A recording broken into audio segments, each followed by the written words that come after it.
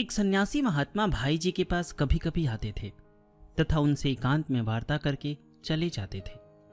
समय समय पर वे पत्र द्वारा भी भाई जी से कुछ पूछते रहते थे। भाई जी उनसे अपने जीवन की, साधना की अनुभूति आदि की बातें प्राय छिपाते न थे। उन महात्मा के पत्रों का उत्तर लिखते समय भी वे बहुत खुल जाते थे। नीचे उन्हीं महात्मा को भाई जी द्वारा लिखा गया पत्र दिया जा रहा है। श्री हरि, गीता भवन, स्वर्गाश्रम, जून 1969। सम्मान्य श्री, सादर प्रणाम। आपका पत्र मिला था। आपने मेरे शरीर के संबंध में चिंता प्रकट की, यह आपकी कृपा है। आप जानते हैं पंच भौतिक शरीर विनाशी है, इससे वास्तव में हमारा क्या संबंध है? यह तो नाश होगा ही, इसके लिए कुछ भी चिंता नहीं है। भगवत कृपा तथा आप गुरुजन स्नेहियों की सद्भावना से मैं स्वस्थ हूं। फिर मेरा तो यहां वास्तव में अब कोई काम भी नहीं रहा। जिस कार्य के लिए इस पंच भौतिक शरीर के माध्यम से मुझे भेजा गया था, उनका वह कार्य पूरा हो गया। जो कुछ मेरे द्वारा होना अभिष्ट था वह हो गया। उसका फल निश्चय ही बहुत ही श्रेष्ठकर उनके इच्छा अनुसार हुआ है। पर वह क्या है, आगे क्या होगा, यह जानने की ना मुझे आवश्यकता है ना इच्छा। यंत्र को तो जैसे घुमाया घूम गया। क्यों घुमाया, घुमाने का क्या परिणाम होगा, यह घुमाने वाली यंत्री जाने। इसके अतिरिक्त एक बात और है, इस समय जगत पतोन्मुख है। कोई क्षेत्र भी ऐसा नहीं है, आध्यात्मिक कहे जाने वाले उच्च स्तर से लेकर चोरी, डकैती, अनाचार, व्यभिचार निम्न स्तर तक, जिसमें दंभ, नीच स्वार्थ, राग द्वेष, काम, लोभ, मद, अभिमान, ईर्ष्या, वैर आदि ना आ गए हों। अतः इस संसार में, इस देह में मैं रहना भी नहीं चाहता। यद्यपि सब भगवान के ही लीला है या माया मात्र है, तथापि देह व्यापारिक जगत में है और वह व्यवहारिक जगत इस समय गिरते गिरते बहुत नीचे स्तर पर आ गया है और उसके नीचे गिरने की गति रुकी नहीं है, वरम उत्तरोत्तर जोर पकड़ रखी है। ऐसी स्थिति में इस व्यवहारिक जगत में, इस देह में रहना भी निरर्थक है। ऐसी कोई कामना तनिक भी नहीं है कि शरीर जल्दी चला जाए या रहे, पर जल्दी चला जाए यह अच्छा लगता है, न जाएगा तो भी प्रसन्नता है। मेरी यथार्थ स्थिति और जीवन की घटनाओं का किसी को भी पूरा पता नहीं है। लोग मेरे प्रेमी बने श्रद्धा से मेरी जीवनी या संस्मरण लिखते हैं, पर उनमें वे यथार्थ से बहुत दूर केवल बच्चों की सी अपनी मनोनुकूल बातों को सो भी अपनी दृष्टि के अनुसार लिखते हैं। उनसे यथार्थ वस्तु का पता कभी नहीं लग सकता। रही श्री राधा माधव की अनुभूति की, सो जब मेरी बात लोग नहीं जानते, तब श्री राधा माधव के स्वरूप की बात कैसे जानेंगे?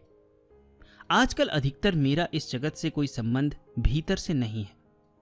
कार्यकाल में बाहर भी बहुत ही थोड़ा है, और जब जगत की सर्वथा अनुभूति मिट जाती है, उस समय तो भीतर बाहर कहीं भी जगत नहीं रह जाता। एकमात्र वे ही रह जाते हैं। यह कोई ध्यान या समाधि नहीं है जिसका किसी अभ्यास से संबंध हो, न किसी क्रिया का ही फल है। यह तो उनकी अपनी लीला की एक विलक्षण स्फूर्ति है, या उनकी लीला की लीला है जो अत्यंत ही दुर्लभ है। यही वास्तव में ठीक ठीक स्वरूप का साक्षात्कार होता है। कई बार ऐसा विचार होता है कि इस लीला की कुछ किसी अंश में अनुभूति अमुक अमुक को भी हो जाती, पर लीलामय का संकेत इसे स्वीकार नहीं करता, और वह जो कुछ कहता है वही ठीक है। जगत का क्या होगा, इस स्तर में उसे जानने की न इच्छा है न आवश्यकता। सृजन संहार इसका स्वरूप ही है। जैसा कुछ उनकी बाह्य लीला का विधान बन चुका है, वह सामने आता जाएगा। कोई यदि चाहे और क्षमता हो तो उसे देखता रहे, नहीं तो अलग जहां है वहीं बना रहे, इसकी ओर देखे ही नहीं। आपके प्रश्न तो बहुत हैं और भी बहुत महत्व के हैं, पर इतने में ही उनका उत्तर समझ लें। आपके सामने, किसी के सामने भी उन सब चीजों को प्रकट करने का निषेध है। जिन बातों को आपके सामने प्रकट करने में संकोच न करने का आदेश है, वे बातें वहीं तक लिखी गई है। इसके आगे बढ़ने का संकेत नहीं है। जितना, जो कुछ जिसके लिए मुझसे करवाना अभिष्ट था, उतना वे मुझसे करवा चुके। इसका परिणाम भी वैसे बहुत ही मंगलमय हुआ है तथा दूर तक एवं दीर्घ काल तक व्यापक होगा, पर अभी अव्यक्त रूप से स्थित है। कभी शायद प्रकट हो या ना भी हो, मुझे यह जानने की इच्छा नहीं है। बस इतना ही। आपका हनुमान प्रसाद पोद्दार। उस स्थिति का किंचित परिचय। महामहोपाध्याय पंडित श्री गोपीनाथ कविराज जी को दिसंबर 1970 में लिखे गए श्री भाई जी के एक पत्र की निम्नांकित पंक्तियों से प्राप्त किया जा सकता है, जो मूलतः बंगला भाषा में लिखा गया था। मैं सदा सर्वदा इस प्रकार का अनुभव करता हूं कि भगवान की दिव्य कृपा सुधा का वर्षण मेरे ऊपर नित्य हो रहा है। वर्तमान समय में बहुत दिनों से मेरा शरीर अस्वस्थ है, पर भगवत कृपा से शरीर की इस अस्वस्थ अवस्था में भी मैं विलक्षण आनंद लाभ कर रहा हूं। प्राय एकांत में रहता हूं और उस समय एक ऐसी स्थिति रहती है जो सर्वथा अनिर्वचनीय तथा अचिंत्य है। अंतिम क्षणों तक गीता प्रेस के भविष्य की चिंता। इसके कुछ ही दिनों बाद भाई जी शय्याग्रस्त हो गए। उस स्थिति में भी उनके मानस नेत्रों के सामने कल्याण और गीता प्रेस के भविष्य की चिंता मंडराती रही। त्याग पत्र देने के बावजूद एक क्षण के लिए भी न तो उसकी सेवा से उनकी लेखनी विरत हुई, न उसके भविष्य के प्रति ही उनकी किसी रूप में उदासीनता परिलक्षित हुई। 22 मार्च 1971 के दिन भाई जी नित्य लीला में लीन हो गए। उसके करीब 1.5 महीना पहले गोविंद भवन ट्रस्ट के अध्यक्ष श्री ईश्वरी प्रसाद गोयनका के नाम लिखा गया उनका एक पत्र नीचे दिया जा रहा है। श्री हरि, गीता वाटिका, गोरखपुर, 5 फरवरी 1971। प्रिय श्री ईश्वरी प्रसाद जी, सप्रेम हरि स्मरण।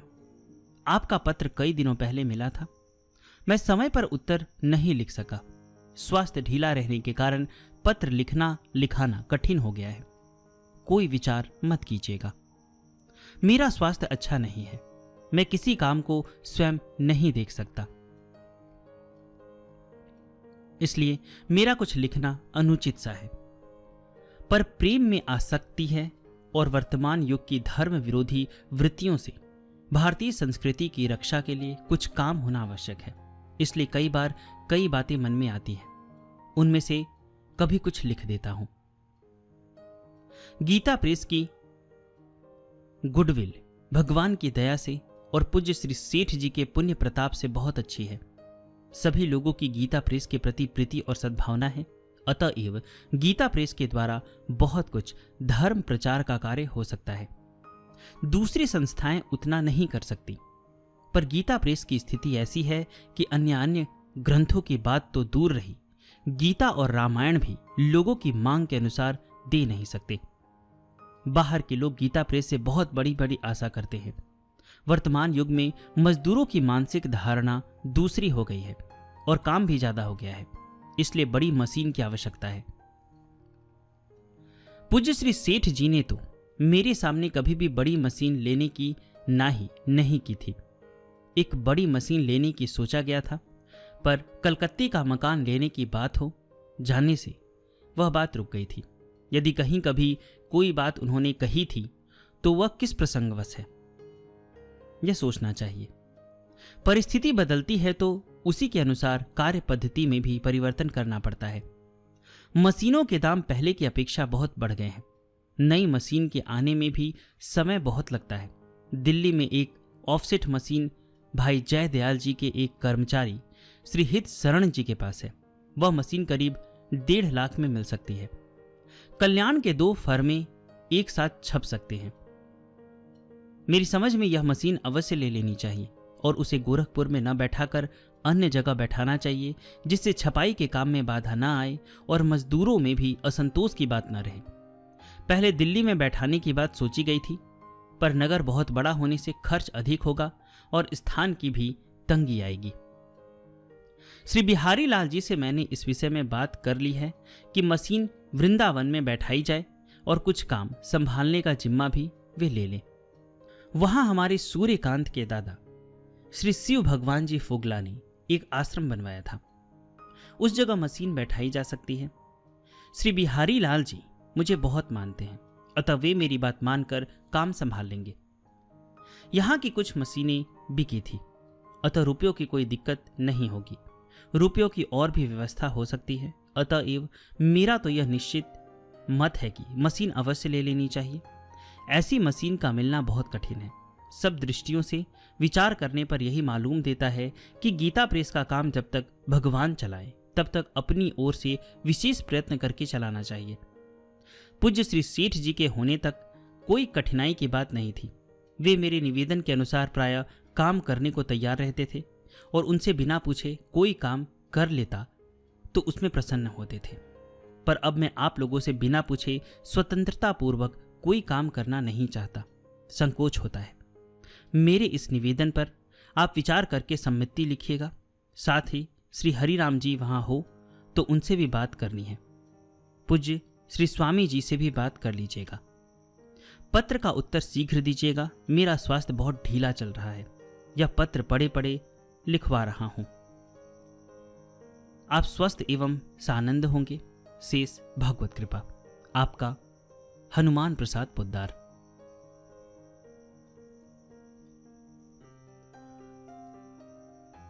वसीयतनामा के कुछ अंश। 26-27 दिसंबर 1969 को श्री भाई जी का स्वास्थ्य बहुत अधिक खराब हो गया था। गोरखपुर के डॉक्टर सभी निराश हो गए थे। दिल्ली ऑपरेशन के लिए जाने की बात तय हो रही थी। अचानक भगवान की कृपा से स्थिति में सुधार हो गया। क्या कैसे हुआ भगवान जाने। उसी दिन रात्रि के प्रथम प्रहर में श्री भाई जी ने एक पैड मांगा और उस पर चुपके चुपके कुछ लिखना आरंभ किया। थोड़ा थोड़ा करके लगभग 1 महीने में अर्थात 27 जनवरी 1970 को उन्होंने उसे मेरा वसीयतनामा कहकर पूर्ण किया। उसी के कुछ अंश यहां दिया जा रहा है। गोरखपुर, दिनांक 27/12/1969। कल ज्यादा दर्द था, आज कुछ कम है। मेरे मन में आया कि मैं अपनी कुछ मान्यताओं और इच्छाओं को हो सके तो लिख दूं। तदनुसार लिखना शुरू किया है। मन की बातें सारी तो लिखी ही नहीं जाएगी। कुछ बातें लिखी जा सकती है। लिखने के समय मन में जो चित्र होगा सत्य सत्य उसी को अंकित करने का विचार है।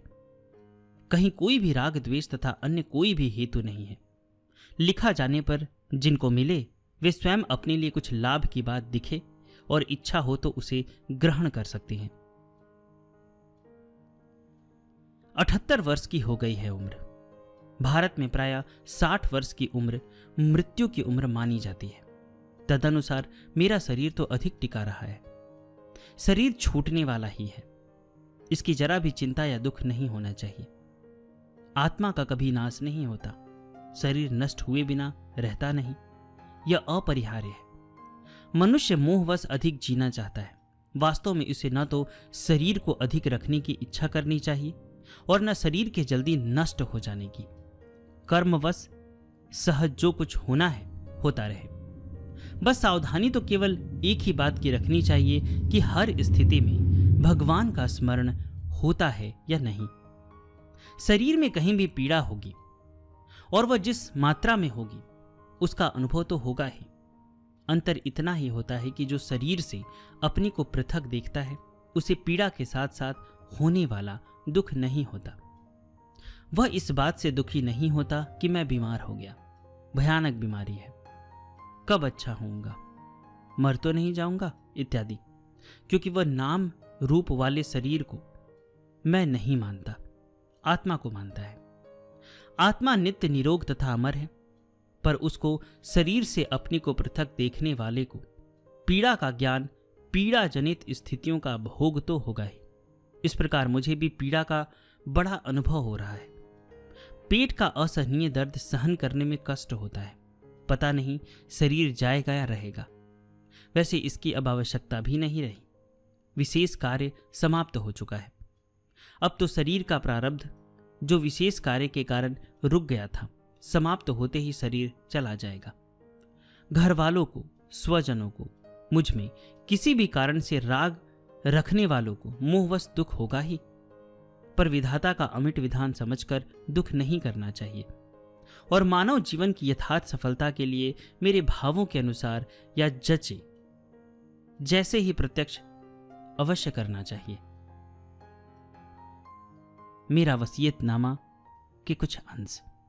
गोरखपुर, 27 जनवरी 1970। मेरी कोई स्वतंत्र इच्छा नहीं है। भगवान के मंगल विधान के अनुसार जो कुछ हुआ है, हो रहा है और होगा, वही ठीक है और वही मेरी इच्छा है।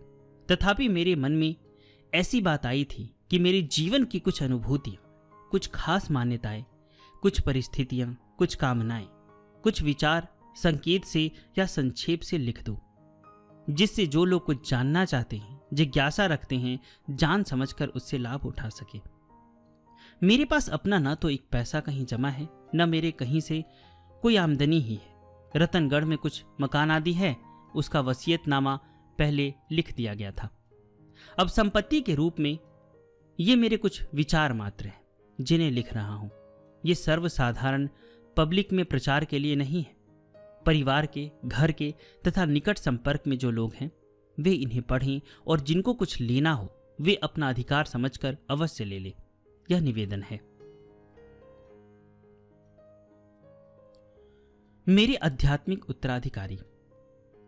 मेरे आध्यात्मिक उत्तराधिकारी का कोई एक नाम निर्देश नहीं किया जा सकता। मेरे लिए सभी स्नेह पात्र हैं, पर किसी को उतना ही और वैसा ही उच्च स्तर या मध्य स्तर का अंश प्राप्त होगा जितनी उसकी मेरे प्रति विशुद्ध भावना रही होगी और जो जितनी आध्यात्मिक भूमिका पर आरूढ़ होगा।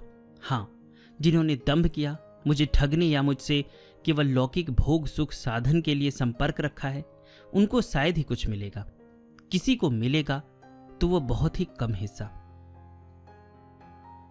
दंभी और दूसरों को ठगने की चेष्टा करने वाले तो स्वयं आत्मवंचना करते हैं।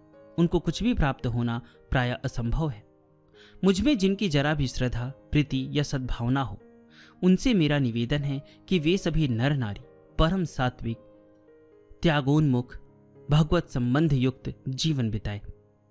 कल्याणकारी आचरण नामक पुस्तक में मेरे जो विचार छपे हैं उनका यथासाध्य पूरा पालन करें तो अवश्य ही उनको भगवत कृपा से परम वस्तु की प्राप्ति होगी। निकट परिवार के, घर के तथा मेरे निकट एवं मेरे साथ रहने वाले अन्यान्य सभी जो मेरे प्रति न्यूनाधिक आत्मीयता, स्नेह, श्रद्धा रखते हैं, मुझे बहुत ही प्रिय हैं। सभी में न्यूनाधिक सद्गुण है।